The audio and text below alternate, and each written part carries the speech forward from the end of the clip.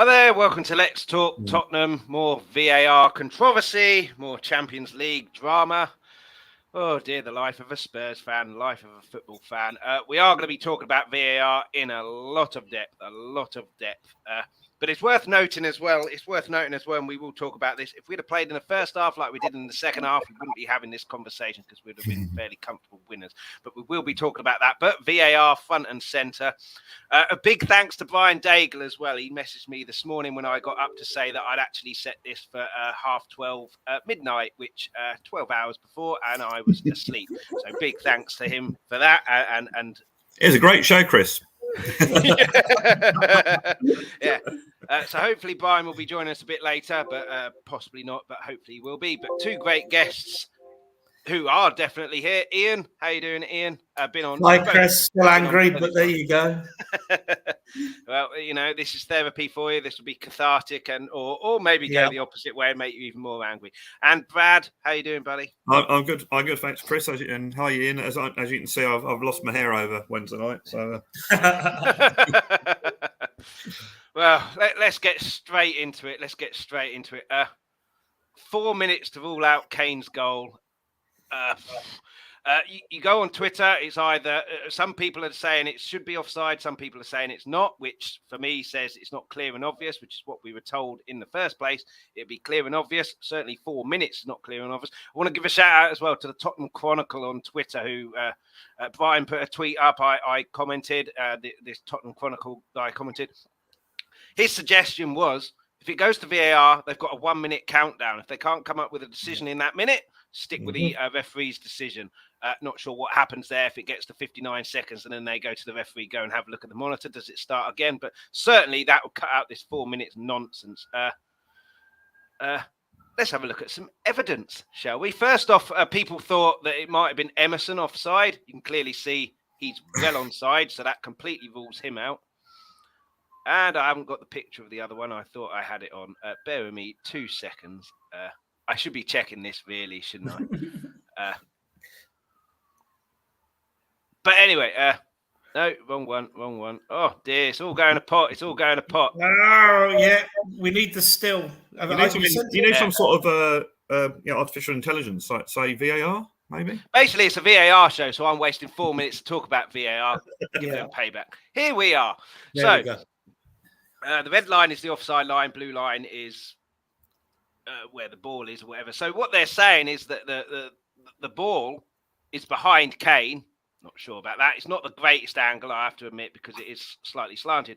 But what they're saying is that it's Kane is ahead of the ball. And Brad, you sent me a video that was on Twitter of BT Sport discussing it, and it was said on there that it doesn't matter if the defender hits it. So I was under the impression if it hits the defender, offside is void because it's a defender.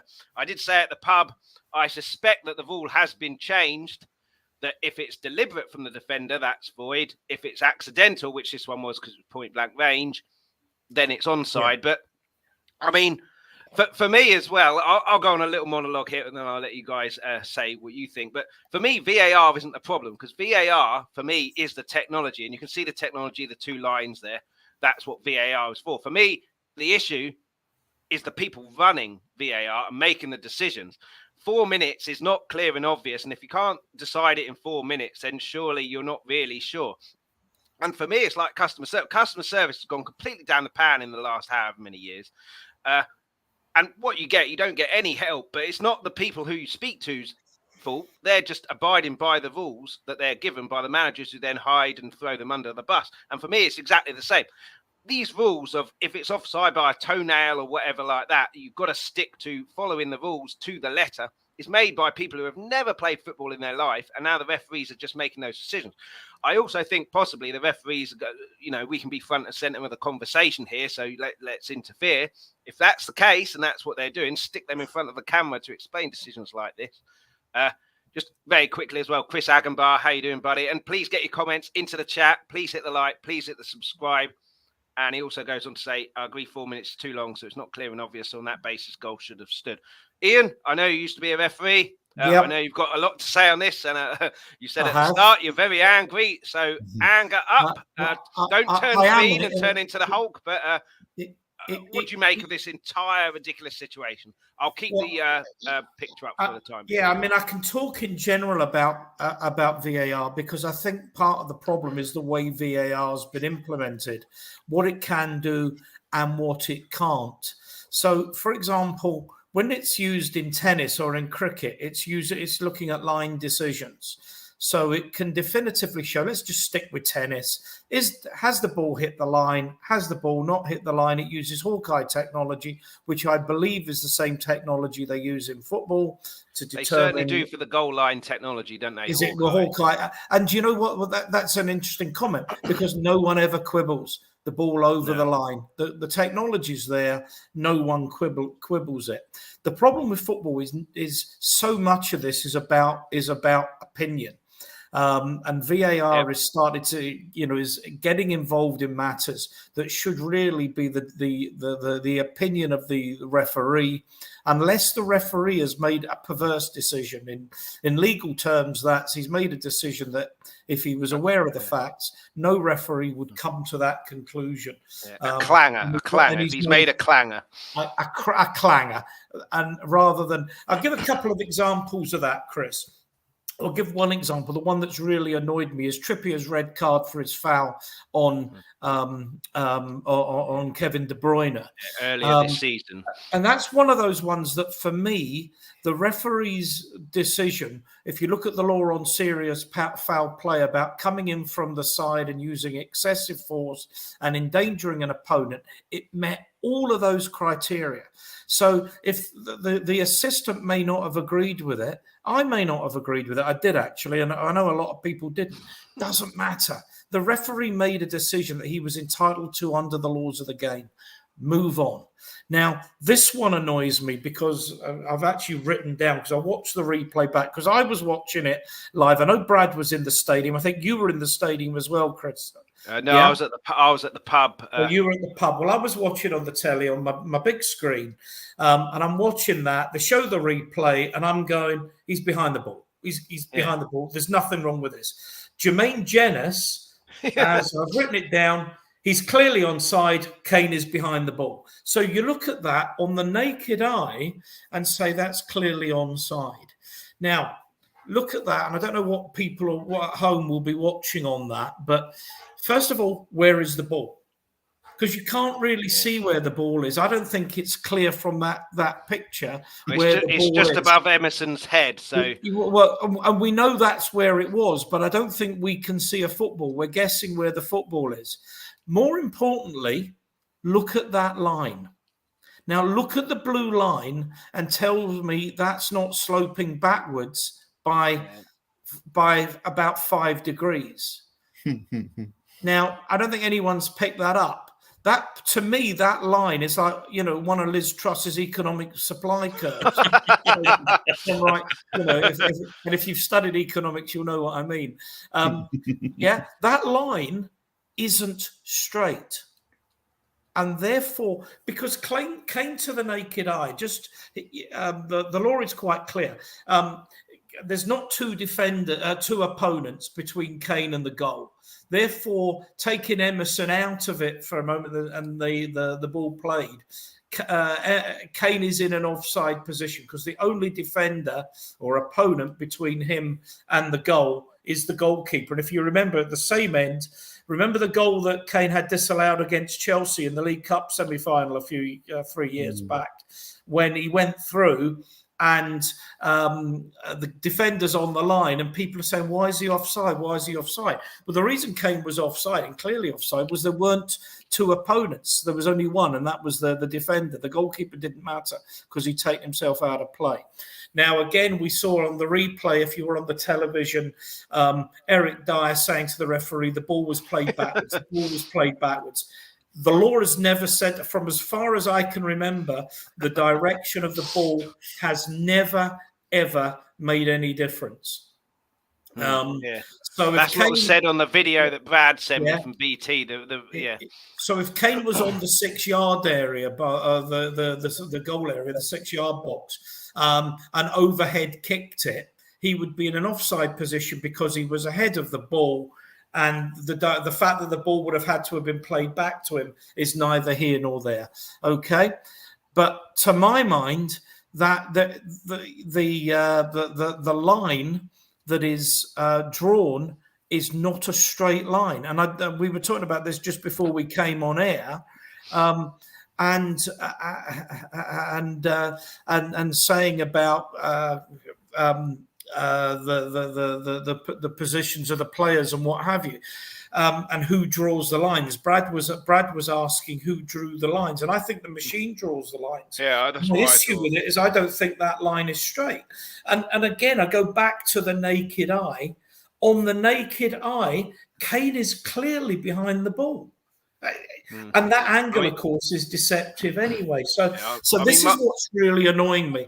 Plus, and I think all football fans are going with this, is if it's taking 4 minutes to make a decision, that's wrong. And I know we talk about clear and obvious. And you hear Dermot Gallagher banging on about this on Sky about, offside is a point of fact rather than a point of opinion. I think if it's taken you 4 minutes even to determine what's meant to be a point of fact, and as I say, my issue with this is I'm not persuaded. I'm absolutely not persuaded that those lines are straight and therefore the decision's correct. If it's taken you 4 minutes to come to that decision, then something is seriously wrong. And I'm actually in agreement. If you can't make a mind up in a minute, go with the on-field decision. Go with the referee's decision. If it's consistent, I don't know a football fan that would not accept that. Not one. No. A couple of comments to get into. Chris Agabar, Hayden.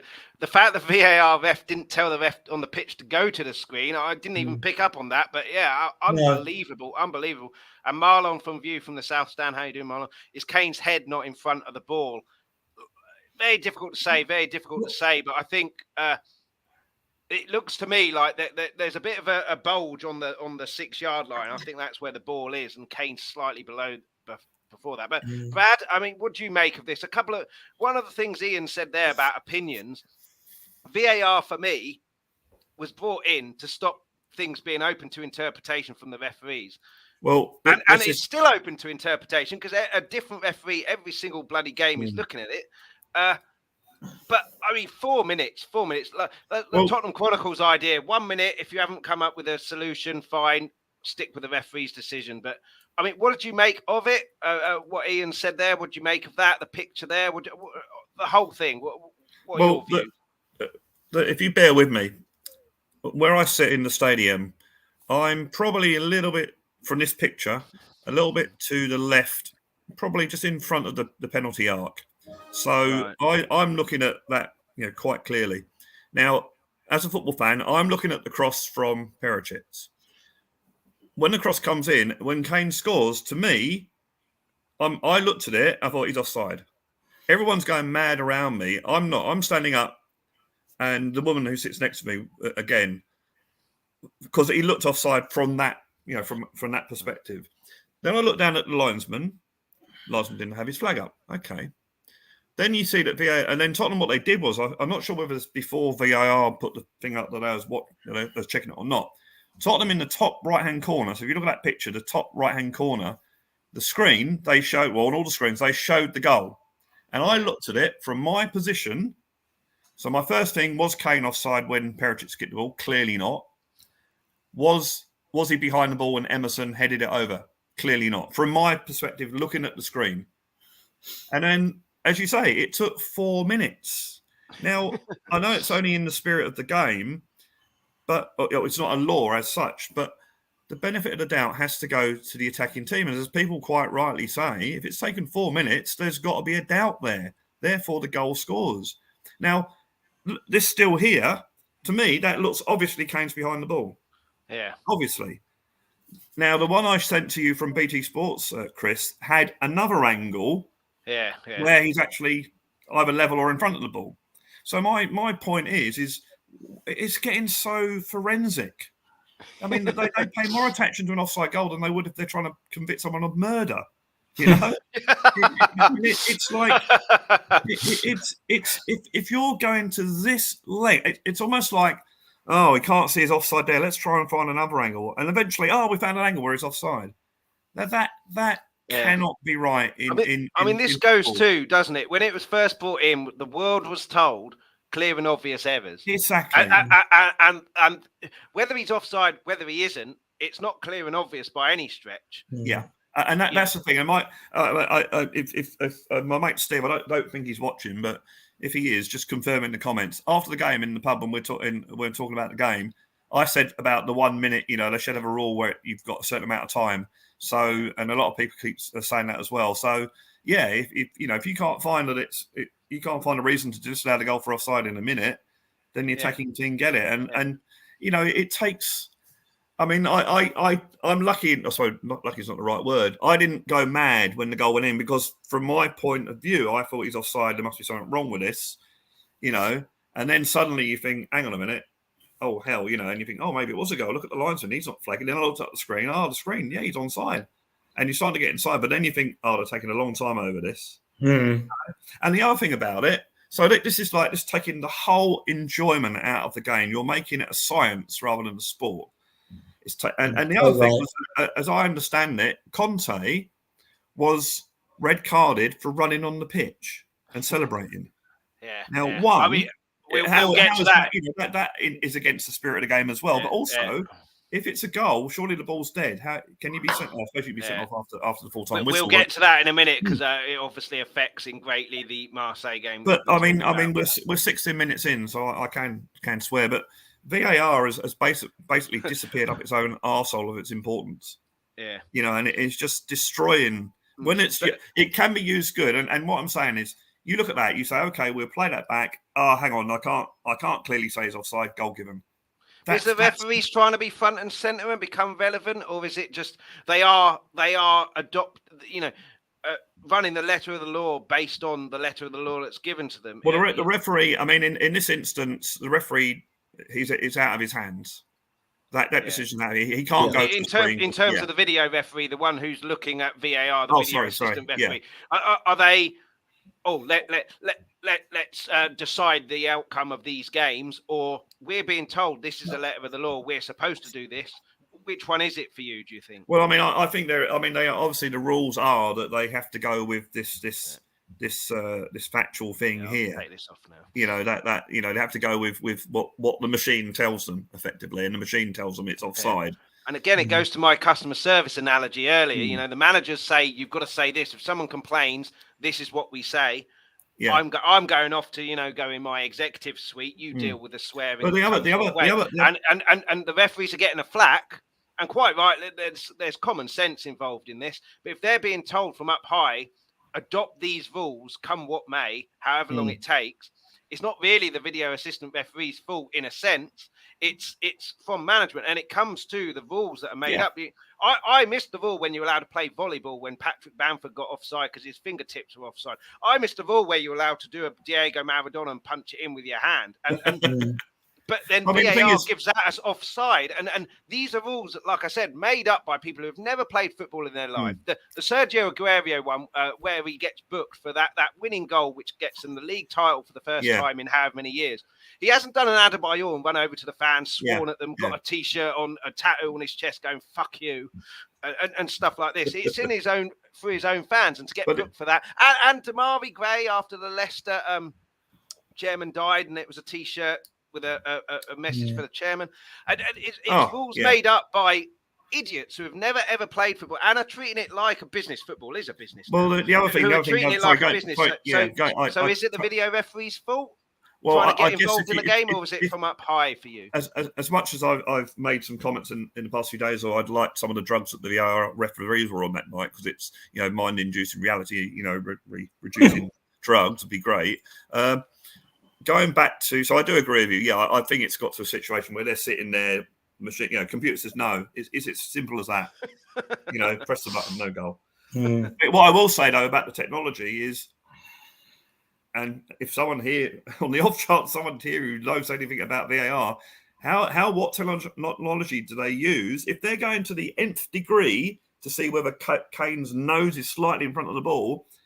What about the nth degree for finding when the ball actually leaves the foot or the head? What does he? I mean, because it could take a microsecond and it's different. So they want to go. Yeah, they want to go to the nth degree for one thing, but not the nth degree for another thing. It's killing the game. I mean, there is no doubt that it is sucking the joy out of the game for everybody. I mean, and Chris's point is well made in the sense of people who are making these decisions. I mean, for whatever reason, they seem to think that this is what people want. And what annoys me is fans don't want it, players don't want it, managers and coaches don't want it, sports journalists don't want it. So who are they actually making these laws for? Yeah. If I can just make we're getting some comments from Nick. Hi, Nick. How you doing? Nick and Mark saying we only deserve Mark, We're getting to that. I totally agree with what you're saying. You're saying that, blah, blah, blah. If we'd have played better, we wouldn't. Yeah, I totally agree with that. But I think the point is how VAR is used. We're moaning about VAR. All right, it affected us on the night, but we're moaning about how it's used in general. Yeah. So although the comments are valid, we should have played better. I think, Brad, I have a worry that some of the VAR officials think that they've got to be earning their money. And as I say to you, my view is that VAR is hopelessly overused. It should only be there for where a referee makes a decision that is clearly wrong. That applying the laws of the game to the facts of the matter, he couldn't have come to that decision. And the analogy, as I say, I used earlier was the Trippier red card for his foul on De Bruyne. To me, that decision was well within the purview of the referee to make on the field, and VAR should not have got involved in it. And there's too many times where VAR is getting involved in things. With a decision like this, as we say, it's taking so long. What have they spent 4 minutes looking at? Why does the VAR official think it's his job to find any excuse to have a goal disallowed, and an important goal, a really important goal? Nick said 30 seconds. Yeah, I think most people would go with a minute. And don't even use the lines. Get rid of the lines. Just show it. Just look at it in slow motion. Yeah, I mean, everyone's paused the video. You more or less do it, and then have a look. And then if you can't definitively say that guy's offside, then it's a goal. Marlon's comment here is a good one. Why is VAR being used and overused? It's because everyone moaned before VAR saying we have the technology. Go back to Charlie Austin run. And Vi McFarlane's got a question. I'll start with you, Ian. Which is worse, inconsistency from officials or how they use VAR? For me, it's exactly the same because they're inconsistent using VAR. So the inconsistency is still there for me. My answer to that is yes. They're both as bad as each other. As I say, part of the referees will be inconsistent. Referees will be inconsistent because so much is about the opinion of the referee, and that will be influenced by all kinds of things: the way you like the game to be played, the kind of players and the level that you're playing at, the culture of your game. I mean, you look at some of the tackles, for example, the foot up that used to be penalised on the continent that wasn't penalised here and what have you. There's a bit more consistent with that you will never get total consistency. If anyone from Just Stop Oil is watching, if you want a bit of advice on where your next protest should be, come and see me. Yeah. I mean, what do you think, Brad? My view, as I say, and I don't want to keep repeating myself on this, is if VAR only involved itself where the referee has made a clear and obvious error, the decision is perverse. He has misapplied the laws of the game to the facts of the matter, and it's really if you look at a goal, okay, say if you look at the goal on Wednesday night or any goal. After the ball goes in and the celebrations and the kickoff, you've probably got a minute, I'd say. So why not have the VAR look at it then? And if by the time they've got back to the centre spot, they can't find anything, they don't tell the referee. Because at the moment, what I'm doing as a football fan, in the old days, you used to look at the linesman, didn't you? And, he's got his flag up, goal. Now, everyone looks at the referee. And if the referee's like that, shit. Oh shit! But the old days. What I would say to play the devil's advocate, and we've got to be fair here against Tottenham as well. VAR, we should have lost 2-1 to Sheffield United, Poch's last game. Yep. They scored a goal which was marginally Yeah, offside. agreed. And a very good point here from Marlon. Without VAR, no Champions Yeah, League. no, final I for totally Sterling. agree with that. But, yeah, No, was it Sterling's disallowed goal? Or was he the offside? it was. I mean, Sterling was a bit the thing with difference. No, it was totally agree Aguero with that. offside, wasn't it? Sterling was about half. Yeah. Yeah, I know. Aguero was about half a yard offside.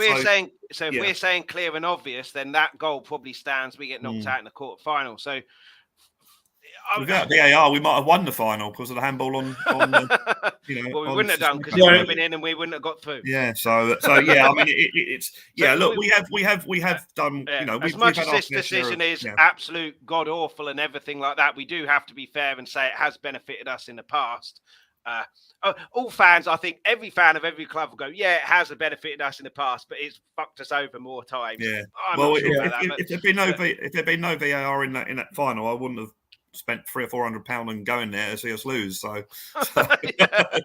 well, I've had your ticket. I mean, they need to change something. They need to change something. Whether it's a minute to make a decision, they do say clear and obvious.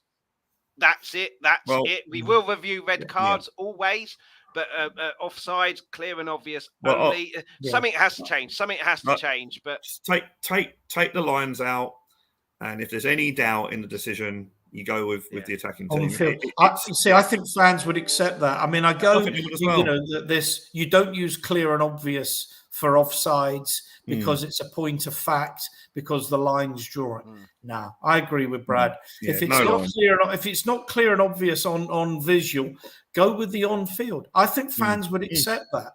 Yeah, you'll get. Which is what they do. I mean, cricket they do that, but I mean, cricket. To be fair with whatever they use in cricket, when that first started, it was pretty rubbish, but they improved it over the years. Yeah. And they what people were saying, but VAR doesn't seem to be doing that. The issue with offside as well. The issue of offside. When I first started watching football, it was: is he offside? Yes or no?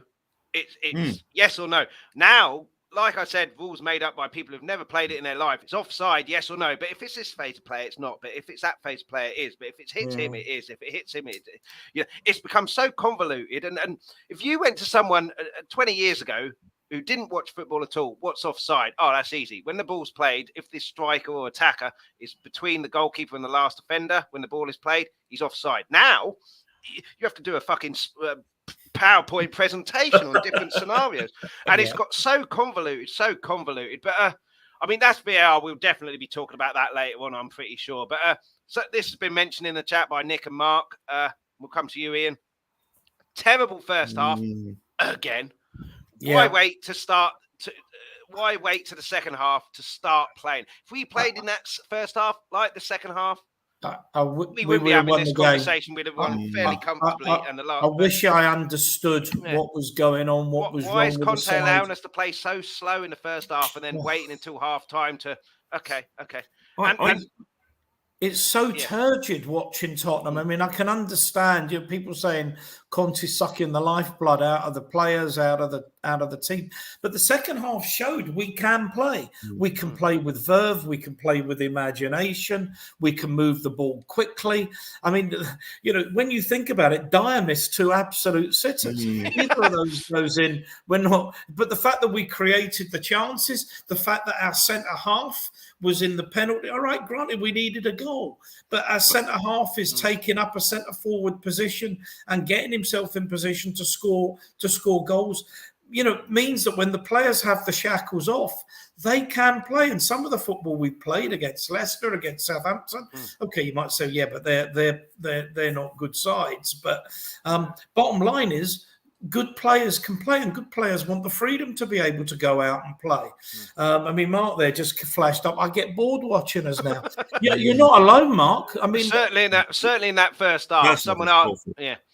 Second half, much better. But people say, Brad, this is the style of play Conte plays with. For me, it's not, because it's the same style of play in the first half and second half. Fullbacks going forward, midfield, with the ball. It was just a lot quicker tempo. And a lot more license to go forward, express yourself. Whereas first half was very much sit back.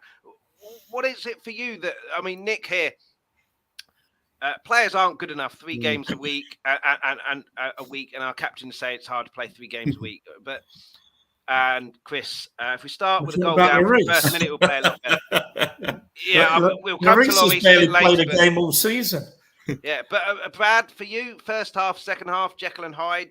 Well, I mean, what is going on here? Conte said in the press conference that we didn't play with any intensity in the first half, so I don't think it's coming down to his tactics. I think is it up to him to say, put that fucking intensity and don't stand off? And well, he shouldn't have to. No, he shouldn't have to. The players he shouldn't have to, but a manager does earn his stripes by changing. We didn't have any, no intensity against Man United, very little intensity against Newcastle, and very little intensity for the first half anyway against at Sporting. I mean, Sporting set themselves up well. Don't get me wrong, but you know, you've got to deal with that. We do miss Kulusevski. I think he definitely gives us that extra. But you know, to say that we're relying on the 22-year-old is, you know, it's a bit of a worry, really. You know, when we want a squad that, you know, is capable of playing no matter who's in there. I think the wing-back situation needs to be looked at, because I think with two attacking wing-backs, we're a much better team. And I know I say this every stream I'm on. I'm sorry if I'm repeating myself and getting boring. Just put Walker and Rose in that team at their pomp and see what difference it would be. So I think we need that, because when you've got two attacking wing-backs, then the defenders have to worry about both sides of the pitch. At the moment, I don't think they have to worry about one side of the pitch. Perisic is a you know, a World Cup winner. He can take players on, whatever. But on the right hand side, you know, we've got nothing really. Well, on that right hand side, I think Doherty is actually fairly good. He's going forward, making good runs. He's being ignored, but yet when Emerson gets on, they can't wait to give the ball to the guy. That pass to Brian Hill. Well, we'll move on from that. But yeah, Doherty's making good runs and he's just getting ignored. Perisic is making good runs. People are passing it to him. So I don't think Doherty is that bad. He's just not being found. And if he is being found, we know from his days at Wolves, he's got a far better end ball and end product than Emerson has. But yet they don't give him the ball, and they give Emerson the ball all the time for him to fuck it up. Although Emerson might have had an assist, and we'd be celebrating. Well, yeah. But, can I ask a question to you two, Chris and Brad? Do you think Perisic is an upgrade on Sessegnon? I'm a bit underwhelmed by Perisic so far this season. I am. That's why I think he shows more willingness to go past the defender than Sessegnon does. Yeah, he's more confident, isn't he? He's more confident. But if Sessegnon can get more confident, and I said it with Aaron Lennon, a comparison between Aaron Lennon and David Beckham years and years ago. David Beckham gets the ball, crosses it in every single time, right? And he doesn't aim for someone's head. He doesn't aim for Dwight York's head. He aims for an area, and because of his ability there, Dwight York knows, if I make the run here, it's going to be found. Yeah, Aaron Lennon always went backwards. He maybe put 2 crosses in a game. He aims for someone's head. It's not going to work like that, especially when they got people back. David Beckham puts 10 crosses in. 8 of them don't come off. 2 of them do. Causes a goal, causes a chance. Aaron Lennon puts 2 crosses in, aims for someone's head. No, none of them go anywhere. He's had less shit crosses than David Beckham. But because David Beckham constantly does it, constantly does it, law of averages say you're going to get someone on there, and he's doing exactly the same as Trent Alexander-Arnold does. He doesn't aim for someone's head. He aims for an area, and they know, run to that area, the ball's probably going to go in there. And I think it's the same with Sessegnon and Perisic. Perisic generally puts it into an area, says to Kane, go and attack it. The cross is coming in. Sessegnon, I'll go backwards. And I think on the right side, Doherty will do the same. And if he does indeed free Jed Spence, which he's an attacking wing-back, he will put the crosses in. So I think it's Sessegnon. I think it's a confidence issue, and I think with Sessegnon, and obviously your forward players have to have some input in this as well. I think you don't, as you said about David Beckham, you don't always have to go to the byline, take defender, and cross it in. You can cross it from another angle, and which is what Beckham used to do effectively. Yeah. So I think if Sessegnon can improve his way he hits the ball, his pass, his crossing, then you've got that sort of variation now. I mean, how long do you give him? I mean, I was going to say there's definitely a player there, definitely a footballer, but you know, how long do we give him where we suddenly come to the conclusion, well, actually, no, he's not going to get any better. With the advantage of Perisic, I admit I've been underwhelmed by him this season, is that he can use his right foot. So when you're defending against him, you don't. With a left-footed player, you just turn them inside effectively if they're all left foot. or you stop them. They have to stop and go backwards. With Perisic, if you turn him inside onto his right foot, he's just as likely to put a decent cross in as he is with his left foot. So I think in that respect, that's the advantage of seeing him. But at the end of the day, he's 34. We're not going to have him forever. Be interesting to see this. I haven't seen him play, but this Udogie who's playing for Udinese coming to us next year. Apparently, had the second most assists in Serie A for a wing back. We'll coach that out of him. Don't worry, Brad. We'll coach that out. But yeah, Jed Spence. I don't know what he needs. I read somewhere that we're talking about him going on loan. Just give him a chance. You know, he's an attacking wing back, which is. I mean, that's a Conte type of player, isn't it? For a wing back, an attacking player. Well, I mean, Conte has always said that he's always said that his wing backs are right wingers, effectively. They have to be trained how to defend, not the other way around. He's not picking him. And tall, fast, takes players on. He'll play against Nottingham Forest a week on Wednesday. Yeah, you'd hope so, wouldn't you? If he doesn't play in that game, then he might have played at Marseille if we'd have won the game. Yeah. I mean, I'd be putting him in against Bournemouth, just see what he. But you know, one player I do want to single out in a positive way, who did put crosses in. Well done. Yeah. You know, star for you, gold star for you. We were all really impressed. And his crosses didn't always come off. Dribbles didn't always come off. But he was positive. Lively, he low was positive. centre. Yeah. Trying to make stuff happen. And then that then filtered to the rest of the team. I was mightily impressed with him. He's still a little lightweight, a bit lightweight. I would have rathered him last season instead of Valencia going to, a championship club, get kicked around a bit, and then. But in terms of not yesterday. When was it? Wednesday. Ian. He made a positive change there, and a positive performance, which I think galvanised the team. And how did you rate him? And for me, I'd be starting him.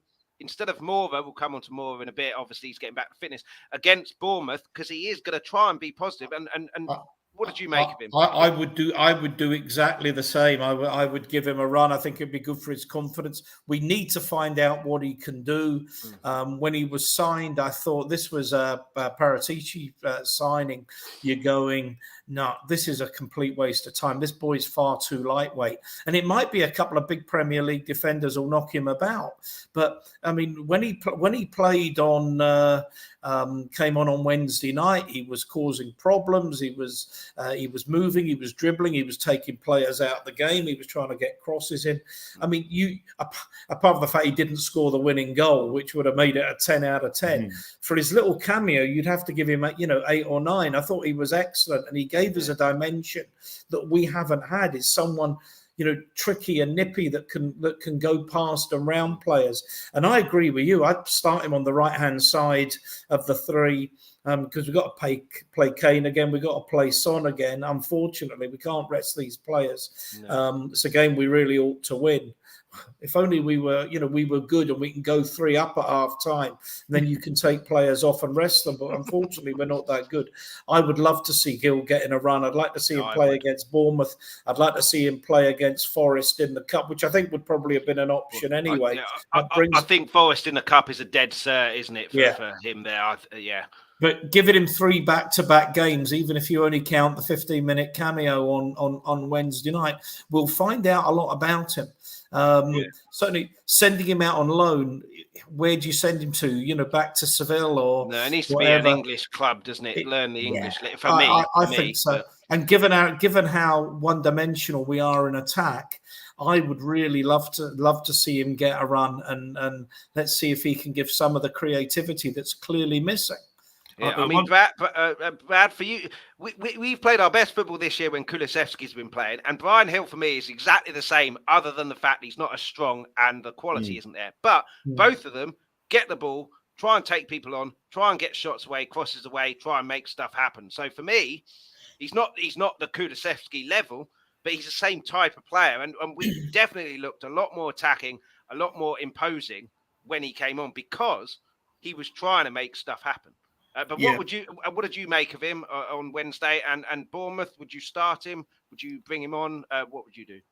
I said on Wednesday night, if it's still 0-1 or 1-1, with 10 minutes to go, bring him on for Mora, and I was surprised and pleased that he got brought on after 70 minutes, which did surprise me.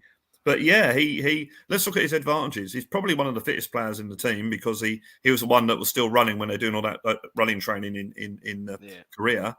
He looks up as well. Mora tends to get the ball and runs heads down, whereas he always seems to be trying to do something. He's very tenacious as well. He tracks back, he tackles, he tries to get tackling.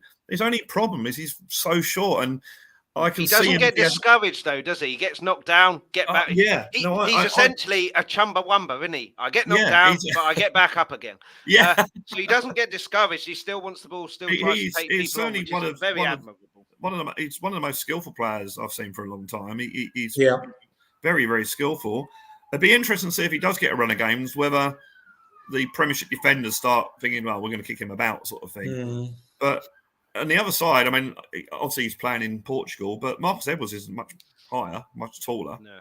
And he's doing all right. Although how Marcus Edwards will go in the Premier League, I don't know. But no, I would, without a doubt, I would start him and Spence tomorrow at Bournemouth, definitely. But I don't think it will happen. I think that's presuming that Kulusevski's still out. I think if Kulusevski's still out and he plays 3-4-3, Mora will get the nod.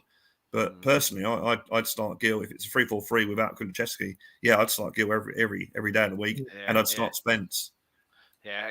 Before we move on to more, Ian, Marcus Edwards, obviously the Twitter, a lot of people going, why did we sell him? Blah blah blah blah blah. For me, he would never ever have worked at Tottenham because Pochettino said attitude stinks, and for me, he needed to go out and be shipped out. In essentially, your attitude is terrible. You're fired. To get that wake-up call and I've got to grow up. If he stayed at Tottenham, he'd have always had that attitude and wouldn't have had that wake-up call and that kick up the backside. So for me, it would never ever have worked at Tottenham. Because he went to another. Yeah, he went to another club before Sporting, didn't he? He went to a couple of clubs in Holland, I think, in the Netherlands. No, I agree. He clearly had a lot of growing up to do, and it needed the change of environment and probably somewhere less pressured than playing for Tottenham. And I could quickly have a Google, but he went to a couple of one particularly lowly club in the Netherlands, and he wasn't setting the heather on fire there either. So it seems to have taken for him. And what is he now? 22 or something? 22, 23, something like that. Yeah, I believe they got quite a good setup at Sporting, which don't laugh, produced Eric Dyer. So, but that was Eric Dyer. Don't forget, was a decent player for a time. He actually this is another thing I would is the way our defence is playing at the moment, which isn't helping us because last season, if we got a goal, we won the game. Now we're conceding. But, I mean, just quickly on Marcus Edwards, Chris, is that apparently they have a £40 million sell-on, but we get half the money. Now, I don't know if that's accurate. But so if we buy him, do we get 20? We pay 20 million then? We could buy him for 20 million. Now, I think there's a lot worse 20 millions to be spent out there, particularly if you're looking to be getting squad depth, because I would certainly take him back now. And I suspect in a better team back home, he's an Enfield boy, that he might be a really good investment. Certainly, you can spend 40, 50 million on worse players than him. That's not a bad shout. Yeah, certainly if we can get him for 20 million, because in this day and age in football, 23-year-old English, 20 million is. I still err on the side of caution. Is how would he play? Same as Brian Hill. How would he play in a run of games in the Premiership? Would he, get battered everywhere he goes to sum up the song? But we're getting relegated, Brad. I didn't know that. I mean, just before we move on to more as well, one thing that really annoyed me is we're still not closing people down on the edge of the area. His goal came from that. We didn't learn from Partey, didn't learn from Anthony, didn't learn from Tottenham Hotspur FC. It should be won't close down FC. How have we not learned this? How has Conte not learned this? How have the defenders not learned this? It's beyond me. Encouraging people to have long-range shots, and eventually they are going to go in. And it's just... I don't get it. There were 3 players around Edwards, so one of them's got to go for him. Romero was badly at fault. I think Lloris is a problem as well. I think we've got. We're talking about him. Don't worry about that. He had a little bit of walkies, didn't he? Which didn't. That was lucky. That was at the other end of the pitch, so I wasn't that close to it. We'll talk about Lloris in a bit because he's worrying me. But I think Romero was seriously at fault, and I think Romero's been really poor for the last 4 or 5 games. And I think that's affected Dyer because I'm not as big a beater up on Dyer as some people are. I think Dyer's okay, but I think his form is absolutely wretched at the moment. You know what I think, Ian? I think, and I haven't seen. Obviously, I don't watch other teams. I think the World Cup, it's in their minds at the moment. I really do. Even though they're saying, "Oh, it's not." Yeah. I don't want to get injured. I've seen what's happened. Yeah, and I think, and we've got a lot of World Cup players in our team at the moment. I went on Wednesday night at half time, which was an awful performance. I sort of made that point. I mean, I'm really sure that these players, even though they don't say they are, they're looking at the World Cup. And I think that if we can stay up or thereabouts by the time of the World Cup, and no one comes back injured. I think we'll be a lot better in the second half of the season. But why is that not affecting other clubs as badly as it seems? Well, I don't know, because I don't see the other clubs and how they play. I mean, no, okay. Because one thing it's been occurring to me for the last week or so, and I mentioned it in commentary on BT that Dyer's form appears to have dropped away since he played for England a few weeks ago, and I mean, it's something that has actually occurred to me that I think that that's absolutely right. So Brad may have a point. Maybe he's almost trying too hard to persuade Southgate to play him. Probably wouldn't have gone unnoticed how well both Tarkowski and Cody individually and collectively played for Everton against us. And you think, Tarkowski, England player? Do me a favour. But I think, I can't remember what show I was on now. I can't remember what show I was on. I can't remember. But I think Tarkowski was probably the best individual player in the game against Everton. I thought he was absolutely outstanding. And I've always quite liked Connor Cody. I would have taken him last summer if we could have got him. So. I'm surprised we didn't when we got Nuno. But a couple of people in the chat. Bobby K, how you doing, buddy? Yeah, hi, Bobby. Good morning, everyone. Happy belated birthday, Chris. Thank you very much. Simply Ace, please hit that like and the subscribe. Keep your comments coming in. Also goes on to say, did not know it was your birthday. That's because when you get to my age, you don't want to advertise. I'll get you, eh? When you get to my age, get you. Let's move on to Moura. First start for, I don't know, however long. What were your thoughts on him? For me, first start, Lucas Moura, Brad mentioned it earlier, Ian, gets the ball, runs, head down. Didn't do that once in the first half. Second half, only when kind of Hill came on, he kind of did that. So he's not doing what Lucas Moura does. And he was therefore, certainly first half, it wasn't the only one, very ineffective and almost anonymous. But it was his first start.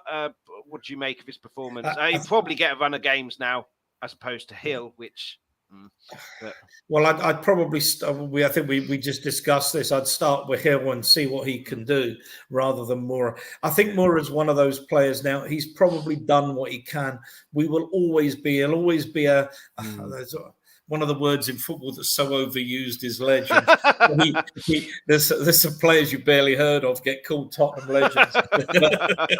If you won't say Lucas Moura is a legend, then you'd have to say his performance in Amsterdam was legendary.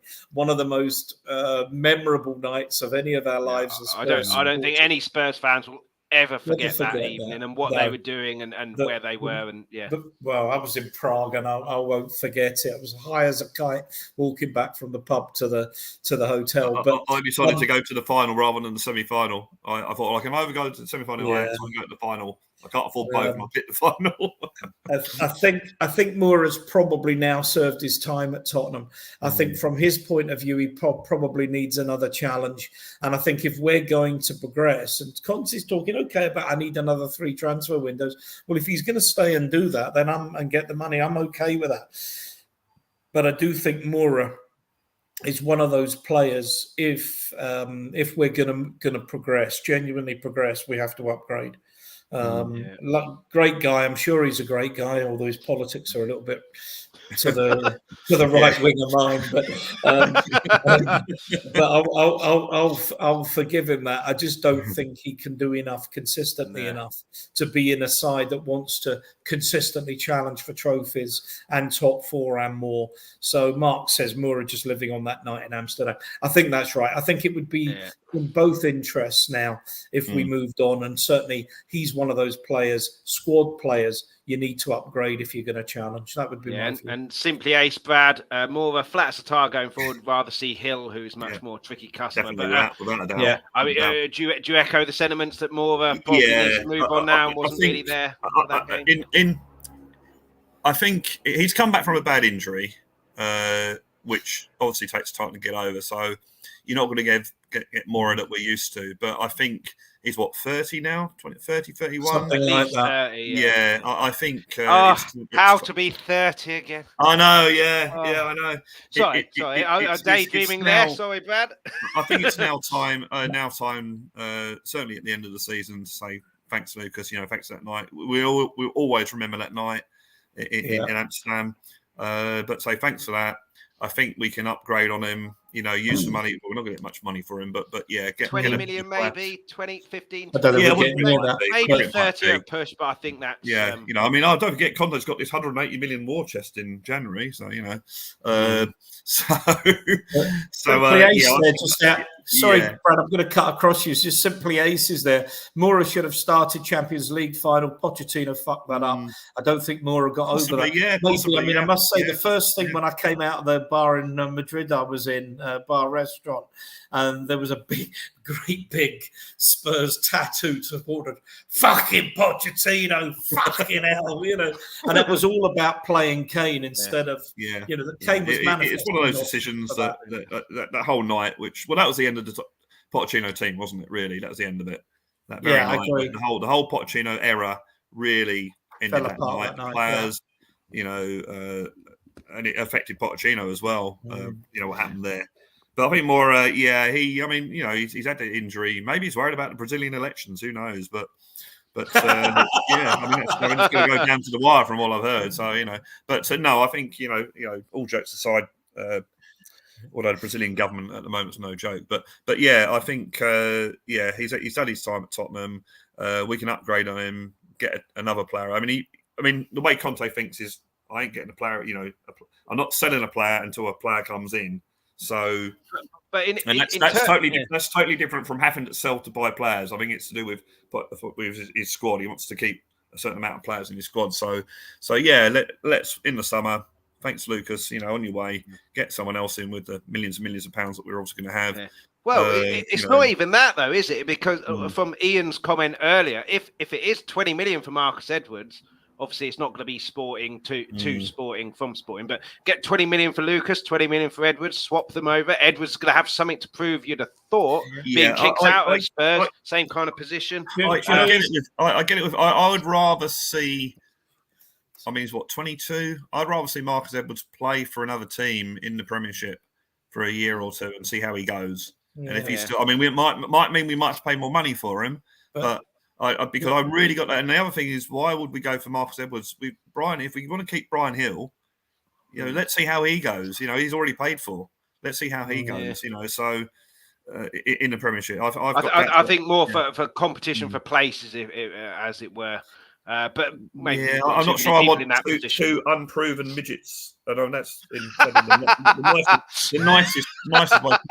Right, nicest way. I've been sizist here. Sorry, I don't want to see two really players, really small players that we've got doubts on whether they physically could compete in the Premiership. I don't really want to see them compete with each other. I want to see that they can play in the Premiership first before we put them up against each other. So But anyway, that's gone off the subject of Lucas, isn't it? But no, I think, I think at the end of the year, bye-bye, Lucas. Thanks for all the memories. He's done some good things for Tottenham, and he's been decent. So yeah, he always puts effort in, which he does. Admire and doesn't shy away from stuff. But I think probably his time is up. Another one whose time for me is up, unfortunately, captain. Oh dear. Yeah.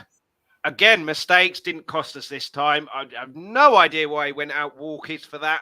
Maybe he's got a dog and he forgot that he hadn't taken him for a walk that evening and then just lost a bit of concentration. But I mean, the Arsenal one was God almighty. Man United, he played superb, although he did have a clanger there and it got lucky with it and he had a wonderful game. But Ian, if you want to be winning things, I can't stand Garth Crooks, but he's absolutely spot on in my opinion. If you want to win things, we've got to get rid of Lloris. You can't have a brilliant game and then 2 crap ones and mistakes. And for all these people saying he saved us in all these big games, Dye would have saved us in big games and made goal-saving challenges. But every mistake he makes, catastrophic. And Lloris seemingly gets away with, not murder, but gets away with these because of what he's done. But if you want to be a big team, you've got to stop having favourites and scapegoats. You've got to, if someone makes a mistake, doesn't matter who it is, they're accountable for that mistake. And for me, he's got to move on now. He's not there. Or get in January a new number one. They fight it out, and that will hopefully too many mistakes. I mean, we've got a very good reserve goalkeeper. I mean, I did worry at the end of last season if Lloris got injured. The thought of Galini coming into the side scared me because he was just an absolute nightmare. But even if you take back, go to the Frankfurt game. Okay, I think there was a poor pass. It might have been by Emerson. I mean, I know he gets blamed for everything, but there was the tamest of tame shots that you'd have thought Lloris was trying to catch a bit of butter. You know, the ball, or a bit of soap, rather, and the ball squirmed out of his hands. It went for a corner, and I turned to my partner and says, you know what will happen? There's a terrible mistake, 2 bad mistakes. They'll score from here and we'll be hanging on, or we'll bloody draw it now from a game we've lost. And sure enough, the ball went in. The zonal marking, no one's heading it, and it's 2-1 and we're hanging on a little bit. But Lloris his handling was awful. His goalkeeping is really ordinary. His shot stopping superb. But any top goalkeeper has to be able to stop shots. That's a prerequisite for being a goalkeeper. But when you look, there was one. The ball came in. Was it in the second half? And he came out. And he punched the ball. He should I could have caught that. Yeah, well, I would have caught it as well. I mean, I played a little bit in goal when I was a kid, and I mean, never occurred. Well, I sat in the Paxton Road when there were seats behind the Paxton above the terrace. Oh wow! If you're old enough to remember, I'm seeing Big Pat coming out and catching it one-handed. His kicking is ordinary. I mean, he uses his right foot only for standing on. I'd say ordinary is being very kind to him. I think it's absolutely shocking, his kicking. His distribution is poor. And I mean, the one thing I don't like about the pass back law is suddenly goalkeepers have to be better outfield players than they ever had to be. But hey, that's the law. It's been the law for 20, 30 years now. It's not going to change anytime soon. So you need a far, far better goalkeeper. I'd love to have signed Henderson, by the way. I don't know if he's still on loan from Man United. Maybe Man United still have an idea that they'll get him back, because De Gea's another one. Although when Henderson started to take his place, all of a sudden his form that was wretched improved. But Lloris, I'm just reading the comments. But Simpia's here been a great servant for us. He has been a brilliant. He's the best keeper we've had at Spurs in my lifetime. But back in the day, and he was world class. For me, not world class anymore. But it's time we got another keeper in there. It's time, and I think I don't see anyone in the chat dissenting. I don't see anyone in the panel dissenting. No, it's unfortunate, but I just think it's plain. It's time for Lloris to move on. It's time for us to move on. For Brad, for you, is he just run out of gas? Is he too old now? Is he losing his concentration? Is there no competition for him? What do you think is the I agree with Ian.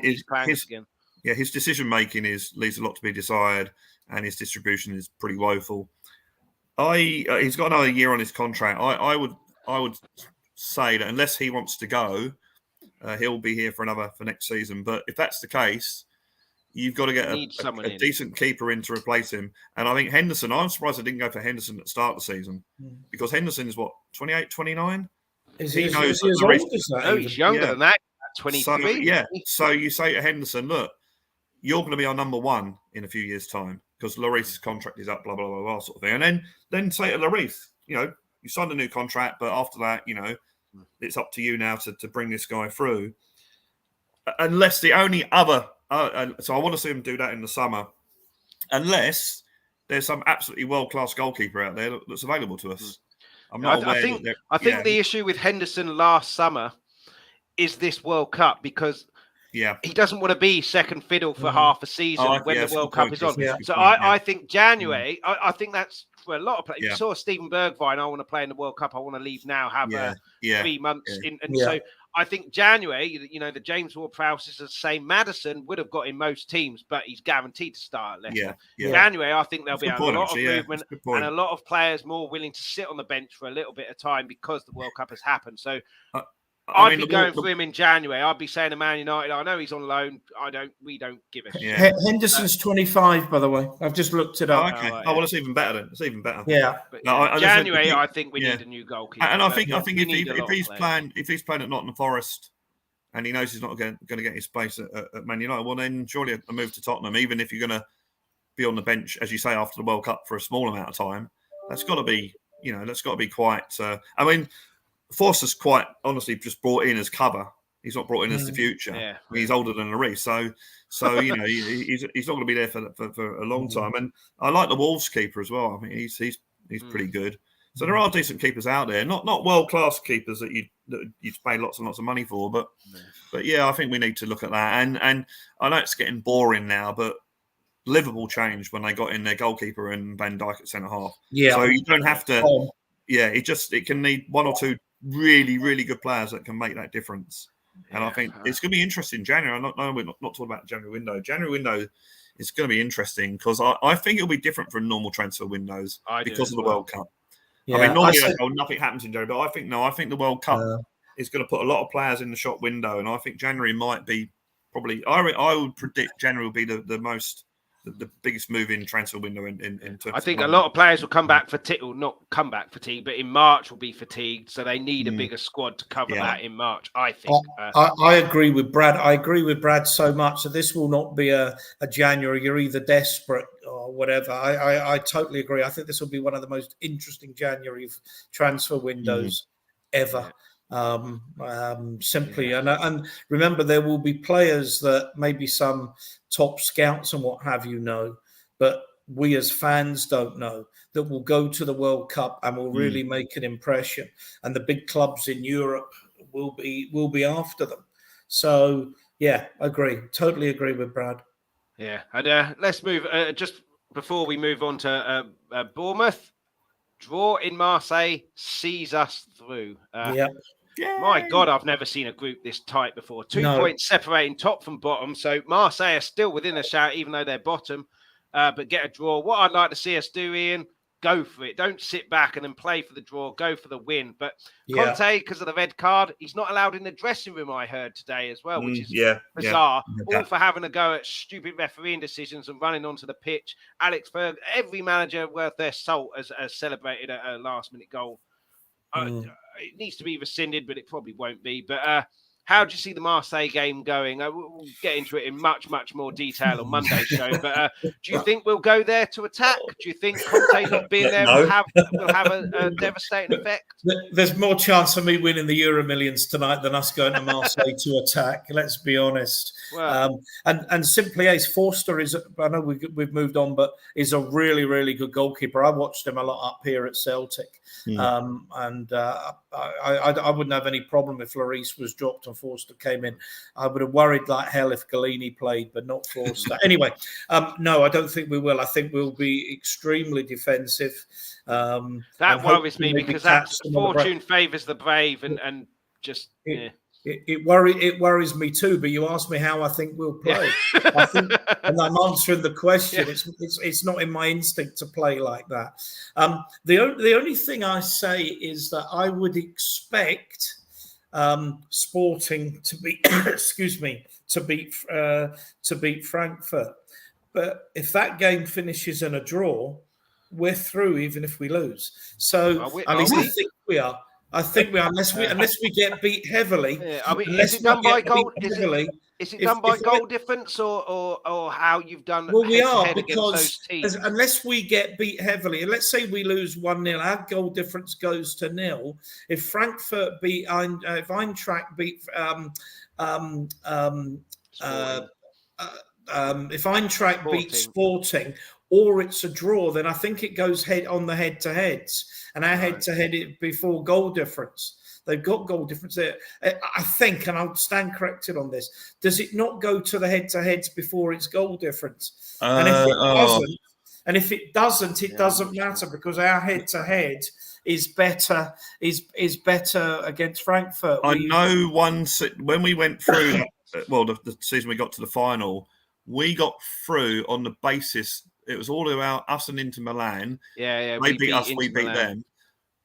But the fact that we actually scored an away goal in was the difference. So Eriksen's deflected goal in that game in Milan. The bottom line, let's not go and get beat. But that we can go there and get beat and still get through, but it's far from it is far from ideal. And I'd much rather, because you go a goal up there, then they need 2 to put us out, and that's a big. I think they. I mean, you get a goal, and then you can sit back a little bit because it plays to the counter attack because they need the goals as well. But how do you see it going, Brad? I'm worried because we it doesn't matter who the team is, we don't seem to play against hostile crowds. It's going to be really hostile over there. You say that they're on a bit of a stadium ban at the moment. So one of their stands is allowed fans because of I can't remember what happened, but against Sporting or Frankfurt, I can't remember. Right. So they had I think three quarters of the stands. Right. So one of them but we seem to. I don't know which one. Well, again, this is our big game mentality. It's become a big game now because of what happened on Wednesday night, but. Is it worse without Conte there? He has to sit in the stands, can't go in the dressing room. He'll be on the phone or whatever. But you'd hope that the players would feel so. What's the word I'm looking for? Fired up. Yeah, that what happened on Wednesday night, and that their manager is on. Not allowed to go there because he apparently celebrated. So you don't hope to think that they would take that on the pitch, and. I do worry. I've got to my worrying about Tottenham stage now. I was so confident at the start of the season, but results at Arsenal and the results at Man United and the results against Newcastle at home, I'm slowly on a downward spiral. So I've got to I can't see us winning any game mentality now. So or away from home anyway. So I'm worried about that game. Simply Ace has said we'll go 1-0 down to Marseille, attack with 10 minutes to go, score a goal from here. We'll be through. I won't care. But I'll take that. He says, watch this comment. You heard it here first, Bobby K. Score first, Chris. We should try that tactic. We tried it once. We did all right. I think it was Terry Neal once, whether he was managing us at the time or whatever, but with his typical Irish logic said, if we could score, but if we could only equalise before the other team scored, we'd be in business. And it's the same sort of comment there as Bobby says. I used to, years ago when we used to concede a lot of goals, I used to think whenever we went 1-0 up, I thought, well, at least we got a draw out this game.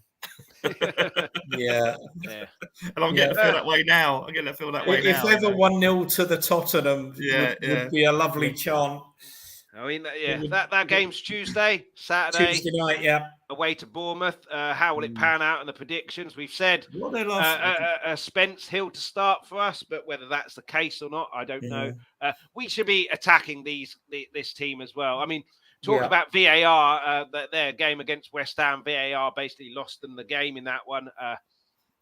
ridiculous decisions there. West Ham fans have the cheek to say VAR is corrupt. Aren't you allowed to catch the ball when you're in the penalty? I thought you were allowed to catch the ball when you're in the penalty. Well, you are apparently, because it's a different phase of play if it happens 2 seconds later. But anyway, but yeah, Bournemouth, how will that pan out for you, Ian? Saturday, 3 o'clock. 3 o'clock. Will we attack? Will we not?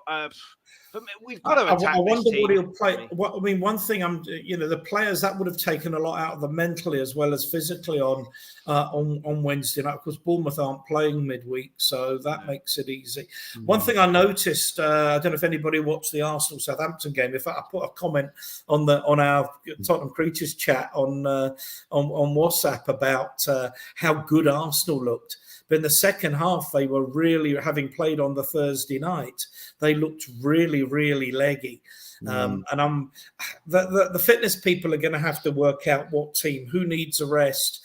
Does anybody need a rest? Can we risk playing a slightly weaker team to get the best team to get the result on sometimes Tuesday? That fires people up, doesn't it? Just before we move on, just quickly from Bobby K, give Ian my phone number. Ian, need to get you and Brad on the show if you guys are up for it. Okay. I'm sure Bobby, have I not got you on Facebook? But yeah, sure. If you pass my number on, Bobby, that's fine. I'll do that, Bobby. Yeah, happily do that. Sorry to promoting other shows when we're talking about Bournemouth. How dare you, Bobby? Yeah, look, I'd love to see us go there, win 2-3-0. I'm not sure. I'd probably take a draw at the moment. I'm just not sure how they'll react. I think Wednesday night would have taken a lot out of them. Brad, any chance that Wednesday has made them angry, fired them up, going bollocks? Any chance? We hope that Wednesday night against Man United would have made them angry, but but then it's like, someone says, it's the old question: will it be a wake up call? Well, no, the only wake up call you should have is when your alarm clock goes off in the morning. That's the only wake up call. It's like, hang on, we got to win these games. Oh shit, we didn't know that. So what's Bournemouth's form been like recently? I'm not sure. Let me quickly look on BBC. Because I know that, obviously you'd want to play the team that lost 9-0 at Anfield, but as most teams Tottenham play, we never seem to play teams when they're really badly in form. We only seem to play them when they're suddenly recovering. Form is last 5 in the league: drawn, won, drawn, lost. Who against? Yeah, it doesn't. Well, Arsenal, Man United, Newcastle. It doesn't say, I'm afraid. I'll have a look at the fixtures. Hang on. Right. So where are they in the table?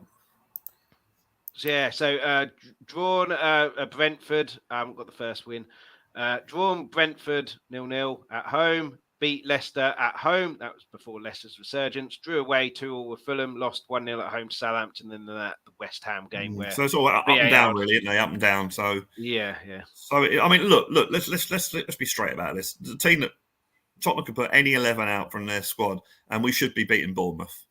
Let's put out. I know that's not being arrogant. It's just a fact. We've got better players than Bournemouth have, but unfortunately, you don't win the game on paper, as they say. So, it's going to see how we, mentally, physically. I'm sure the sports scientists at Hotspur Way have got all the facts and figures to see who's fit, who's not. That said, going back to my, I wanted to see Brian Hill start. Well, he's one who's not going to be affected by fitness, is he? So funnily enough, the Athletic, I just flashed up. The Athletic apparently are running a story that Brian Hill is ready to be unleashed on the Premier League. I would love it. That's the other thing as well with your Spences, with your Skip potentially, but certainly Hill. They should be fired up to want to get into this team. And then, this is a chance against a team who we've just seen aren't on scintillating form. We are away from home, but aren't on scintillating form. But unleash them, show me what you can do. You want to get into this team, show me what you can do. Sorry, I'm just reading Bobby K's comment. I think I've got a message from you as well. I've just shared. I'll be in touch, Bobby. I'm going to go and see my daughter and her baby after this, but I'll be in touch. Love to be on the show. I'm probably out tonight, Bobby. So if it's tonight, I won't be able to. But no, I'm out tonight as well. So in answer to your question, Bobby, Ian's a yes. Brad can't be bothered. Right, let's move. I think as the song says, I'm turning Japanese tonight. So a really good award-winning Japanese and the next village. So going to head up there. Yeah, but yeah, Brad, these players a chance to, show what you can do, try and force your way into the look, team. I mean, That's what you got to have. That's what you got to have. You've got to have Yeah. a mentality and a Yeah. realization in your team that if you play well in training, play well in games, you will get into this team. Exactly the same way that I think it was simply Ace when Morva got dropped for the Champions League final. Sends out a message: you do whatever you want in games. You ain't playing if someone better than you is in a team who's out of form. You've got to have that. You've got to give these people a chance. We've given Emerson a 25 chances, enough to share 20 cats. Doherty has been given a chance. Jeff Spence hasn't yet. Let's see what he can do. Let's face it, Brian Hill has played in the under-19s World Cup final. So he's played in big games. I don't think he'll be affected by wherever we're playing. I think he'll do his best, and he seems to be quite a very confident player in his own ability. So I think Jed Spence is as well. I think he will always go forward, and he's got a terrific engine as well in terms similar to Walker and Rose, like you mentioned earlier. Go forward, yes, but can sprint back and he's quick. But give them a go, unleash them, and that will allow us to attack as well. And I just don't think Conte will do it. I think he's too stubborn with things like that. And I'm not even so sure it's stubbornness. I think he's got a problem with trusting players. I think he wants to be 100% sure. How do you know if you can trust players if you don't put them in the firing line? I totally agree. But I think as Conte, I think it's not. I don't think it's being stubborn. I think he's generally got this. He's always even when the transfer window, he wanted players in that can hit the ground running. I think he's still the same way. So I think he needs to be really convinced by players before giving them a go. But no, I'm with you guys. I think Gill and Spence should start on Saturday. What have we got to lose? What have we got to lose? Bobby says if we can give Gill a chance, a player we try to get rid of, sure, then I can't understand why Spence doesn't get minutes. Frustrated for the kid. Same here. I mean, I'm love to see them get I'm a big Skip fan. I really like Ollie Skip, but how do I know how well he's coming on? Because he doesn't get a game. Well, the thing is, that's a good point, Ian, because with Marseille is on Tuesday. Saturday and Tuesday. That is like a win or they've already described it as a cup final. So so you'd like to think that you'd have players like Gill, Spence, Skip, Basuma getting a game to rest the other players for Tuesday. Because of course Marseille can get through if they beat us. They go ahead of us. So this is the point. Well, that might be. We might have to sacrifice tomorrow and see what these boys can do. Bournemouth are not world beaters. No, exactly. It's not like we're playing at Man City tomorrow, is it? You just don't want to be playing into the hands of these teams going, oh, God, Kane's son, if they attack us, we're in trouble. They're sitting back. You let them off. Let them off the leash. Go do it. Show us what you can do. But so for me, I mean, it depends on how we start, but and how we're going to play. If we're going to be defensive, I could see it being a real tough one, a draw, possibly even a loss. But if we attack, I can't see Bournemouth being able to cope with it. Kane and Son are going to play, obviously. The hope is that you can get a few goals up, 60 minutes, take one of them off for like Moore or someone like that and give them a rest for the Marseille game. But if we attack, I can't see Bournemouth coping with it. Start with you, Brad. Predictions for the game. You can laugh all you want, but we're not leaving here until you give me a prediction. I've got a feeling. I want to win it. I want to win it. I've got a feeling it's going to be a draw. I'm not confident in us at the moment. I know that we can get better, and I really think that might happen after the World Cup. I think we might. I think there are players there that are subconsciously thinking about the World Cup. And also when you play these teams, like, and I've no disrespect to Bournemouth, Tottenham are still a big draw, still a big team for these teams to have. We're still a big club in that capacity. We got Tottenham this week. We're still a big draw in that capacity. So they'll be up for it, as most teams that players are. We'll see. And possibly angry after that West Ham nonsense with the goals. They'll have the crowd behind them. It's quite a small pitch, so you've got the crowd on top of you. Although again, I think someone made the point actually.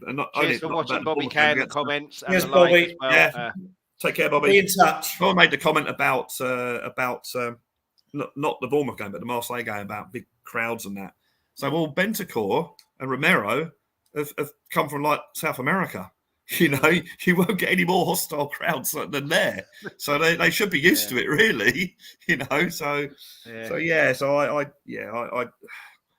I'm sorry. I'm sorry, anyone in the chat. I've just gone back into my depression. Well, you're not the only one. Simply Ace here.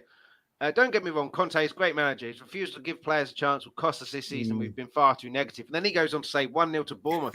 Hope I'm bloody wrong. And then he says, I said Newcastle will beat us 2-1. This is no time for bragging about losses. Would that not be three defeats on the bounce, wouldn't it, in the league? If we attack Bournemouth, then we win. If not, we will lose, is what he says. Ian, predictions from you, score predictions? 2-1. No, I don't like giving score predictions, but 2-1 Spurs, Ian. I didn't say that. I just said 2-1. I mean, it's very strange, isn't it? It's at the start of the season, you know, walloping Southampton, somehow managing a draw against Chelsea. I can't remember what the third game was. I think it was a win. Oh, Wolves, wasn't it? I think. Well, if I can't get a game on some dodgy internet connection, I'll probably watch one of the watch-alongs and sit there. It's interesting how the faces going. Yeah. It's amazing how the early optimism has now come to this pessimism, and that's because of the way we play, the negative play, and people will argue and say, oh, you know his style of play is negative, but I've said time and time again, you can have a negative style of play, but a positive attitude and positive mentality. That Man United game seemed to me, don't lose this. Knocked us out, Yeah, and we had a negative style of play in that second half against Sporting, in the sense that it's still Conte's style of play, but we were positive. And I think just be positive. You can keep that style of play. The only difference I will point out about the Sporting game was, which I didn't see in the Newcastle game, when we got the goal back in the Newcastle game, there was still over half an hour to go. Yeah, we didn't do anything. To my mind, that goal should have been under siege for that. And it wasn't. To be fair, against Sporting, the second half, the goal was under siege for a fair, bit. But but you shouldn't be in that position. No, I was exactly the same point with you. That was the Leicester game. Was the last we played Leicester, and then was it Man United away after Leicester or Frankfurt? Yeah, I can't remember now. So if you look at from the Leicester game, Brighton was before those away, which we won. Right, I'm just trying to think. The last game we went a goal up. It might have been the Brighton game actually, because we went a goal down against Leicester, but we haven't scored the first goal for a long time, and it's just become a bit of a habit now. It's almost been like Kulusevski's injured. We're fucked now. We got no one. Hopefully, Brian Hill is the answer until he comes back, and then there's a bit of competition for places between the two. But remains to be seen. But we have to beat Bournemouth, and then Marseille game next week is absolutely huge. I just hope that there's a bit of a. We should be through here now. We're angry. We're going to go and kill this team. And hopefully that's the case. But that'll be for Monday's show, and hopefully it'll be a positive show with a win over Bournemouth as well. Yeah, we're pretty much finished now for today. Anyway, looking at the VARseholes. It's the VARs. It's the VARs virus. The VARs virus. But thank you to everybody in the chat who's contributed to the show. Really appreciate it. If you haven't done so already, hit that like. And if you haven't done so already, hit subscribe. We're closing up on 300. If you like a bit of magic, go to my secondary channel, Chris's Magic. That's a trick every Wednesday, 7:30 p.m. UK time, closing on 50 subscribers there. It'd be great to get up to 50 as well. Please hit subscribe there. Ian, thank you so much for coming on the show. I know you don't have a channel yourself, but if you watch any Spurs channels, likelihood is at some point in the week you will see Ian. Is that fair to say? Yeah, I mean, I do when I can. I haven't. I do Tommy's occasionally, do Marlon's interviews after the game. I haven't done Eugene's for a while, and it's just whenever he's been on, I haven't been around. So I need to go back with. I need to go back on Spurs Eurasian TV. I really enjoy that one as well. So it's another one I enjoy doing. So I'll get back on that maybe on Sunday afternoon or something. I'll check. Yeah. Ian's Twitter handle there at Shaggy1712 is in the description as well. So make sure you give him a follow there, and then you'll be getting the tweets on what show he's on. Always get one back. Yeah, absolutely. And thanks so much for coming on. Likewise, Brad, thanks so much for coming on again. And Blue Sofa Songs, your YouTube channel. Tell people a bit about that. Blue Sofa Songs. If you want to see a guy trying to try his best to sing and play guitar, then this is your channel. I mean, it's my own songs. I write the lyrics, I write the music. I think the songs in themselves are fairly okay. I really like it. They're great songs. Yeah, there's a one out today at 5:00. You can get on if you search for Blue Sofa Songs on YouTube or even my name, and avoid the shark guy and the wrestler. That's not me. And then on Twitter, I put them on Twitter as well as Blue Sofa Songs. You can see in the handle there. But if you'd like to click a like and subscribe, that helps me grow. And Brad, I wrote a song in the week, by the way. I should have said. Yeah. The lyrics are fairly straightforward. It goes, "Fuck VAR." Well, actually, yeah. I mean, the songwriting process. I think you might be finding yourself in breach of copyright there. Might as well. But I think Ben on We Are Tottenham TV, he made a thing about that game was VARsicle. This is a couple of weeks ago, and I thought, there's a song there. So yeah. But yeah, please, if you'd like to have a look, and even if you just let the song play through, go and make a cup of coffee, if you're not, and click the like and subscribe. doesn't cost you anything. And there actually, I think there is somewhere there's a notification bell if you're really that keen, So yeah, but it's just me trying to make some sort of sense out of the world and my experiences and that sort of thing. And hopefully, if you could click on there and have a look, and you might like it. Yeah, and also, brilliant channel. Also look at Chris's Magic. It's not Chris is Magic, which of course he is, but it's Chris's Magic. So Chris's Magic show. It's really, really good. I've actually got to see your latest one, Chris. I haven't had a chance to look at it yet. And and Ian at Shaggy to 1712. But click like and subscribe, as they say. Yeah, 3 channels there. This one, please hit the like and the subscribe before you go. If you're watching a replay, make sure you do that as well. Certainly, if you haven't subscribed and haven't liked, please add your comments as well. Then Chris's Magic on Wednesdays and Brad's Blue Sofa Songs today, 5:00. Hit the notification bell on that. You don't have to worry about the time then, because you'll be notified. Brilliant channel, and look forward to the song today. And just remains for me to say thanks to Ian, thanks to Brad, thanks to everybody watching, everybody in the chat. Not thanks to VAR and the officials. They can go and do one. Hopefully they've learned their lesson. I doubt it. And hopefully we can get a win over Bournemouth and then the Marseille game, which is huge. And that will really have changed the perspective of how Spurs fans are feeling at the moment. And play attacking football. Go for these teams, and fortune favours the brave. But we'll be back Monday, 7:30 p.m. UK time. Hopefully talk about Bournemouth win and previewing what is hopefully a return to Champions League knockout stages. So we'll be back on Monday. But make sure you do the like, subscribes and everything on Let's Talk Tottenham, Chris's Magic, Blue Sofa Songs, and we'll see you on Monday. Come on, you Spurs. Come on, you Spurs. Thanks so much for watching. For everybody who joined in the live chat and added comments, before you go, please leave a like and hit the subscribe button if you haven't already. Also, please hit that notification bell. That'll give you a notification every time we're about to go live, and it's all completely free. For those who missed the live show, you can catch this whenever you want on Let's Talk Tottenham's YouTube channel. Please also hit the like, subscribe and notification bell, and everybody please leave feedback, comments, suggestions in the comments section on the YouTube videos. For those of you who listen to the audio podcast, thank you so much for listening. Anyone who wants that audio podcast should pick that up wherever you get your podcast from. We're back Mondays 7:30 p.m. UK time and Fridays 12:30 p.m. UK time. Alternatively, if you go to Twitter @LTalkTottenham, Instagram Let's Talk Tottenham Podcast, you can find all the information there. Anyone who wants something a little bit different, also do a magic show. So I do one trick a week, which drops Wednesday 7:30 p.m. UK time. Chris's Magic on YouTube is where you'll find that. But in the meantime, come on, you Spurs.